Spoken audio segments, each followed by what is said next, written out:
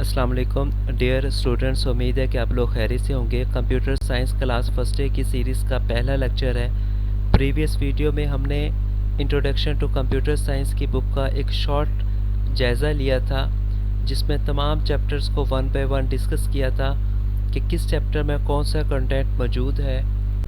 Unit 1 introduction to software development जो आज हम पढ़ने जा रहे हैं। अच्छा बेटा, आप लोगों की सहूलत के लिए मैंने कुछ नोट्स तैयार किए हैं, जिसको पढ़कर आप के शॉर्ट क्वेश्चंस और लॉन्ग क्वेश्चन बहुत अच्छे से तैयार हो सकते हैं। बहुत सारे ऐसे स्टूडेंट्स जो उर्दू मीडियम में हैं, जिनका सब्जेक्ट कंप्यूटर साइंस नहीं है, जिनका सब्जेक्ट बायो है, उन्होंने अपने सब्जेक्ट चेंज करते हुए कंप्यूटर साइंस रखा है। जो उर्दू मीडियम में है और इंग्लिश में इस सब्जेक्ट को पढ़ने में उनको बहुत सारी मुश्किल पेश आ रही है।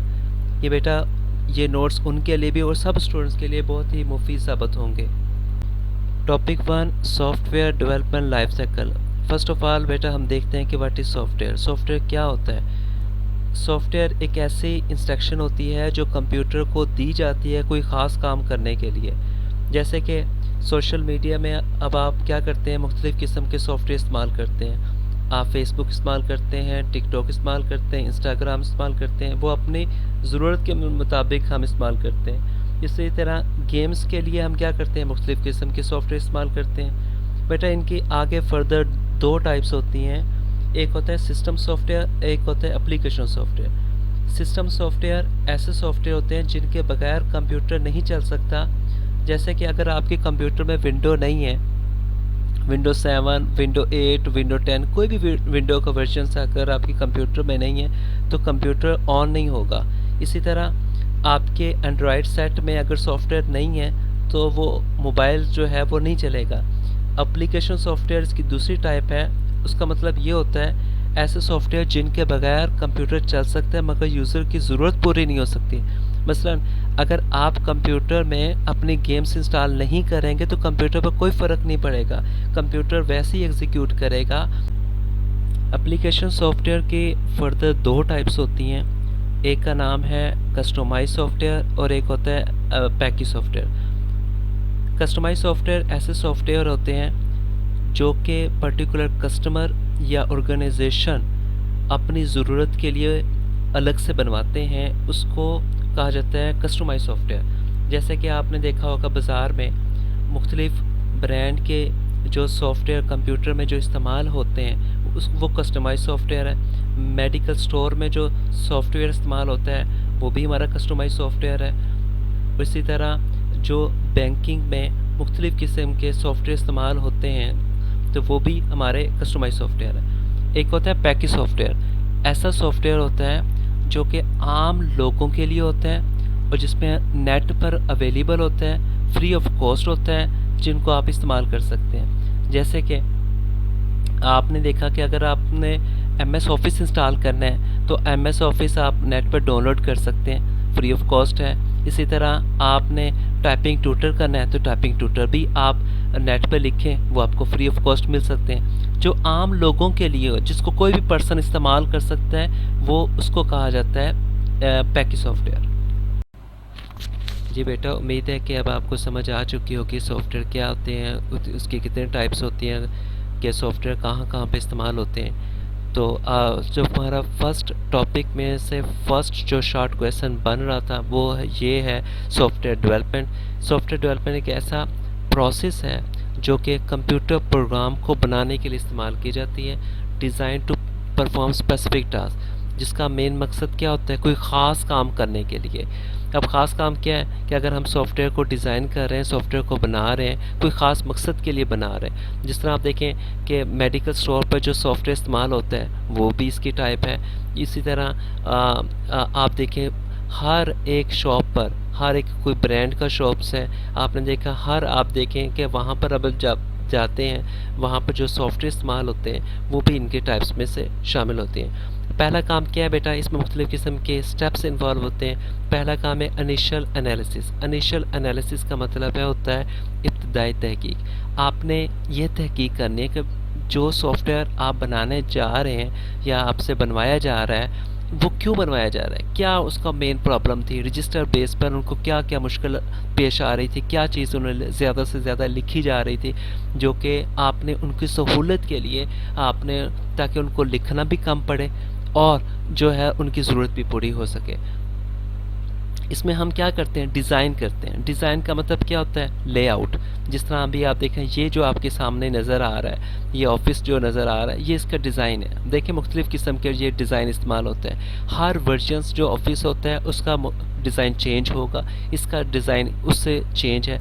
आपने देखा कि सोशल मीडिया पर जो आपके सामने एक फॉर्म नज़र आता है, जहाँ पर आप डाटा इनपुट इंटर करते हैं, जहाँ पर आप अपना नेम लिखते हैं, ईमेल एड्रेस लिखते हैं, पासवर्ड लिखते हैं, उसको कहा जाता है डिज़ाइन फेस।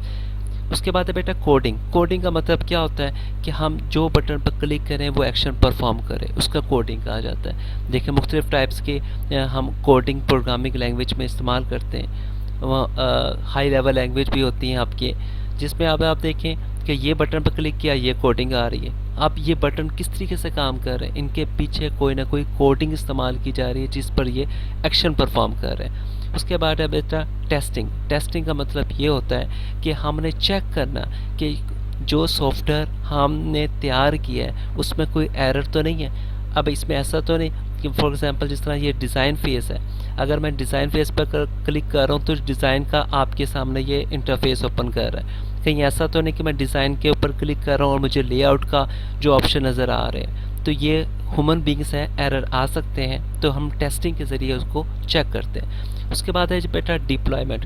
डिप्लॉयमेंट का मतलब ये होता है कि जिनके लिए इम्प्लीमेंटेशन, इसका मतलब ये होता है कि जिनके लिए आपने सॉफ्टवेयर बना के दिया है, अब आपने उनको चला के भी दिखाना है, उनकी ट्रेनिंग भी करवानी है ताकि उनको पता चले कि ये यूज़र की नीड के मुताबिक है या नहीं है। आप जब तक उनको ट्रेन करके या उनको ट्रेनिंग नहीं करेंगे, उनको कैसे पता चलेगा कि कौन से बटन पर कौन सा एक्शन परफॉर्म करेगा। जी बेटा, अब हमारे पास सेकंड क्वेश्चन है, why software development is important. Software development क्यों ज़रूरी है। सॉफ्टवेयर डेवलपमेंट बेटा इसलिए भी ज़रूरी है क्योंकि ये हेल्प करता है हमारे किसी भी प्रॉब्लम को हल करने में, and makes our lives easier. इसकी वजह से हमारी जो ज़िंदगी है वो आसान हो गई है। अब देखें कि आपने सॉफ्टवेयर के ज़रिए अब अपने फ्रेंड्स के साथ कम्युनिकेट करवाते हैं, जिसमें आप मुख्तलिफ़ किस्म का प्लेटफॉर्म इस्तेमाल करते हैं। सोशल मीडिया का फेसबुक भी हो सकता है, टिकटॉक भी हो सकता है, इंस्टाग्राम भी हो सकता है, कोई भी होता है जिसके ज़रिए आप लोगों के साथ कम्युनिकेट करवाते हैं। और ये हेल्प करता है मैनेज करने के लिए हमारी मनी को विद बैंकिंग ऐप। अब देखेंगे ऑनलाइन बैंकिंग ऐप के ज़रिए आप क्या काम करते हैं बेटा, आप कोई भी बिल्स वगैरह पे कर सकते हैं, कोई भी मनी ट्रांसफ़र कर सकते हैं, आप अपने अकाउंट को देख सकते हैं, आप अपनी स्टेटमेंट को निकलवा सकते हैं, या एटीएम मशीन के ज़रिए आप जो है वो अपनी मनी को सेंड भी कर सकते हैं। जी बेटा, अब देखते हैं इस क्वेश्चन को। सॉफ्टवेयर डेवलपमेंट लाइफ साइकिल क्या है। एक ऐसा फ्रेमवर्क होता है, फ्रेमवर्क का मतलब ये होता है कि जो प्री डिफाइंड होता है, जो पहले से डिफाइंड होता है, जस्ट आपने इनको यूज़ करना होता है। और रूल्स होते हैं जो स्ट्रक्चर्स फॉर्म में होते हैं, दैट डिफाइन द प्रोसेसेस, जो हमें प्रोसेस बता देते हैं कि यूज़ बाय ऑर्गेनाइजेशन, कि ऑर्गेनाइजेशन जो है इसको इस्तेमाल करेगी टू बिल्ड एन एप्लीकेशन, या एप्लीकेशंस को तैयार करने में from its initial conception to its deployment and maintenance. जिसमें हम क्या करते हैं बेटा, इनिशियल स्टेज से लेकर उसकी मेंटेनेंस तक हम काम करते हैं।